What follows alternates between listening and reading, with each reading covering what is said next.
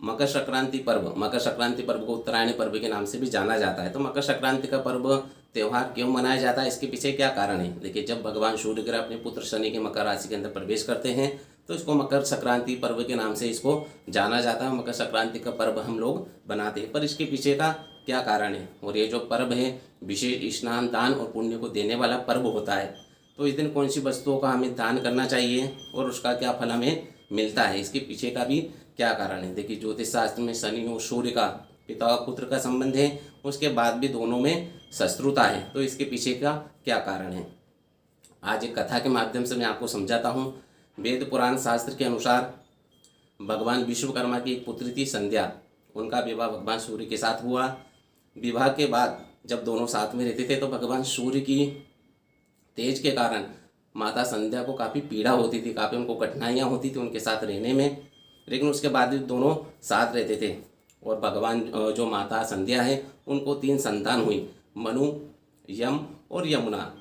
3 संतान होने के बाद भी जब वो भगवान सूर्य के साथ रहती थी तो भगवान सूर्य के तेज के कारण, सूर्य भगवान की जो अग्नि तत्व जो सूर्य भगवान में ज़्यादा है, उस तेज के कारण माता संध्या को काफ़ी पीड़ा होती थी। इस पीड़ा को वो सहन नहीं कर पाती थी, इसलिए उन्हें भगवान की आराधना की, भगवान शिव की आराधना की और अन्य देवी देवताओं की उन्होंने आराधना की। वो काफ़ी उन्होंने जो बल है वो काफ़ी उन्होंने अर्जित करा अपने तप के बल पे। और तप किया, तप के बाद उन्होंने अपनी जो छाया होती है सेम अपनी एक दूसरी एक स्त्री को प्रकट करा। सेम टू कॉपी बोल सकते हैं अपन इसको। उन्होंने सेम एक छाया से एक स्त्री को प्रकट करा, वो दिखने में संध्या की तरह ही थी। तो उन्होंने वो छाया को बोला कि आज से तो मेरे पुत्र की और मेरे पति की देखभाल करना, मैं यहाँ से अपने पिता के यहाँ जा रही हूँ। ऐसा बोल के माता संध्या वहाँ से अपने पिता विश्वकर्मा के यहाँ आए।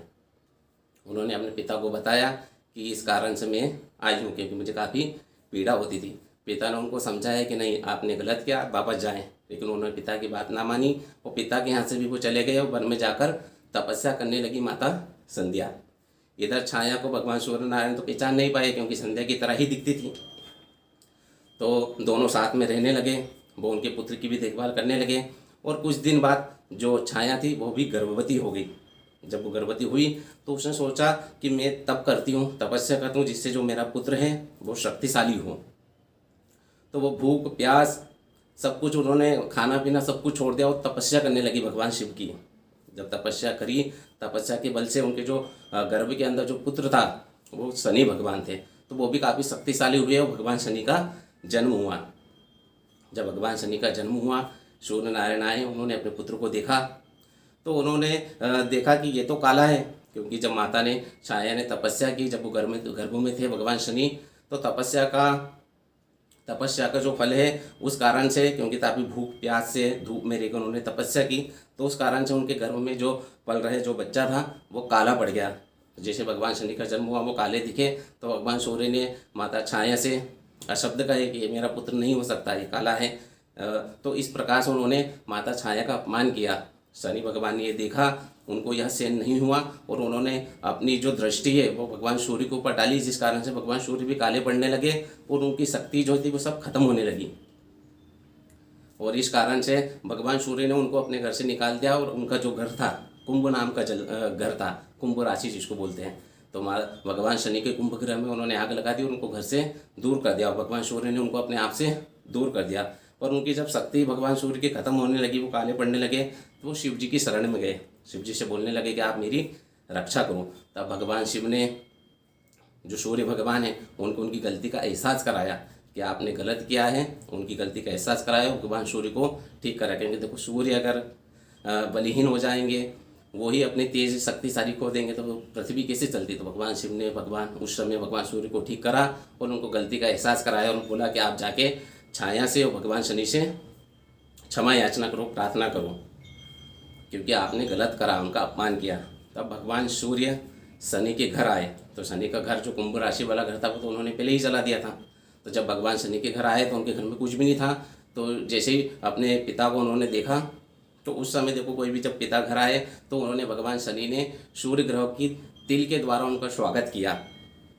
और जब उन्होंने स्वागत किया, भगवान सूर्य ने उस समय जो अपमान किया था उसके लिए क्षमा याचना करी माता छाया से, और तिल के द्वारा जब उन्होंने भगवान सूर्य का स्वागत करा तो भगवान सूर्य ने प्रसन्न हुए और उनके घर को अच्छा करा, जो कुंभ राशि वाला जो घर था उसको अच्छा करा, और साथ में एक मकर राशि का एक नया घर शनि को और माता छाया को दिया। तब से ऐसा जो मकर राशि के अंदर जब भी भगवान सूर्य आते हैं तो धन धान्य घर और ऐश्वर्य को देने वाले होते हैं।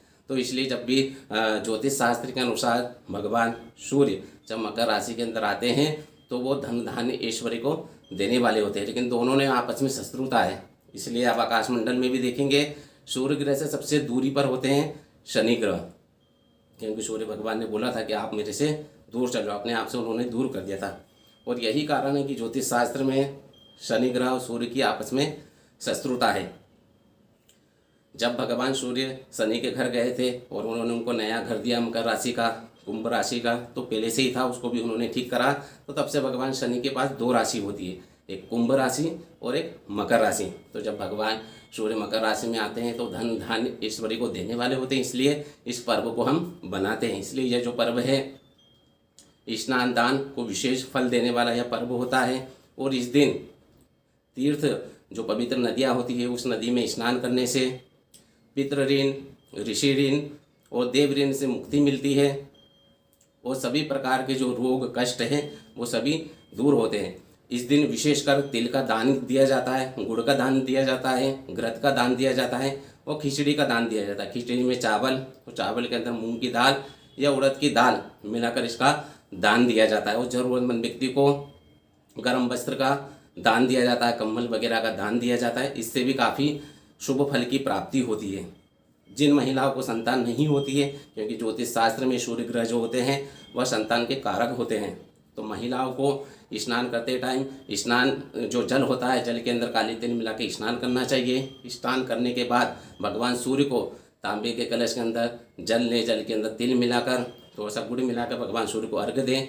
अर्घ देने के बाद सुहागवती महिलाओं को, जिनके यहाँ संतान हो, ऐसी सुहागवती महिलाओं को सुहाग सामग्री अर्पण करें। सुहाग सामग्री के अंदर जो भी सामग्री आती है, जैसे बिंदिया आती है, कुमकुम आता है, सिंदूर आता है, चूड़ी आती है और मेहंदी आती है, ऐसे सुहाग सामग्री दान करें। और साथ में गुड़, तिल, घी और खिचड़ी और थोड़े से गेहूँ, इनका भी दान करें, क्योंकि गेहूँ भी कर सकते हो, ये भी सूर्य भगवान की वस्तु है। तो गेहूँ का, इन वस्तुओं का दान करें और भगवान सूर्य से प्रार्थना करें संतान प्राप्ति की, तो संतान की प्राप्ति होती है। किसी को किसी प्रकार की कोई बीमारी वगैरह है तो अगर इस दिन मकर संक्रांति के दिन स्नान करते टाइम जो तिल आती है, तिल को पीस कर उसके अंदर हल्दी, थोड़ा सा दूध और दही मिलाकर और उसका लेप बनाकर शरीर में लगाकर उसना स्नान करने से और भगवान सूर्य की आराधना करने से, उनके मंत्र का जाप करने से, घृणी सूर्याय नमः इस मंत्र का जाप करने से, भगवान सूर्य को अर्घ देने से आयु आरोग्यता की प्राप्ति होती है और स्वास्थ्य लाभ प्राप्त होता है। यह जो पर्व होता है यह ठंड के टाइम पे आता है, इसलिए ये जो वस्तु होती है तिल और गुड़, ये गर्म वस्तुएं होती है, तो इसलिए इस टाइम पर इनका दान दिया जाता है और इसका सेवन किया जाता है। देखिए बहुत जगह पर पतंग भी उड़ाई जाती है, तो पतंग भी इसलिए उड़ाई जाती है कि ठंड के टाइम में हम भगवान सूर्य जो सूर्य हैं तो उनकी रोशनी में रहें, उनकी किरणों में हम थोड़ा सा समय बिता पाएँ, इसलिए पतंग उड़ाने का यह चलन चला कि जिसके कारण लोग पतंग उड़ाए और कुछ उसी कारण बस सूर्य भगवान की रोशनी में रहें, उनकी किरणों में रहें, जिससे स्वास्थ्य का लाभ प्राप्त हो। देखिए मकर संक्रांति का जो पर्व होता है इस दिन भगवान सूर्य अपने पुत्र शनि की मकर राशि के अंदर प्रवेश करते हैं और इसको उत्तरायण पर्व के नाम से भी जाना जाता है। तो मकर संक्रांति पर्व के दिन आप भगवान सूर्य की आराधना करें, उनका पूजन करें, उनको अर्घ जल का जो अर्घ होता है वो अर्घ प्रदान करें। तांबे के कलश के अंदर जल, तिल, गुड़, कुमकुम और पुष्प लेकर भगवान सूर्य को अर्घ दें। ओम घृणी सूर्याय नमः इस मंत्र का जाप करें। भगवान सूर्य से जो भी आपकी कामना हो वो कामना करें, क्योंकि भगवान जो सूर्य होते हैं धन धान्य ऐश्वर्य को देने वाले होते हैं और आयु प्रदान करने वाले ग्रह होते हैं ज्योतिष शास्त्र के अनुसार। तो भगवान सूर्य की आराधना करें। जरूरतमंद व्यक्ति को वस्त्र का दान करें, कंबल का दान करें, घृत, गेहूँ, चावल, खिचड़ी बनाकर उसका दान करें, तिल का दान करें, गुड़ का दान करें। इससे भगवान सूर्य के प्रसन्न होंगे और आपके घर में धन धान्य ऐश्वर्य की प्राप्ति होगी। चलिए, जय श्री महाकाल।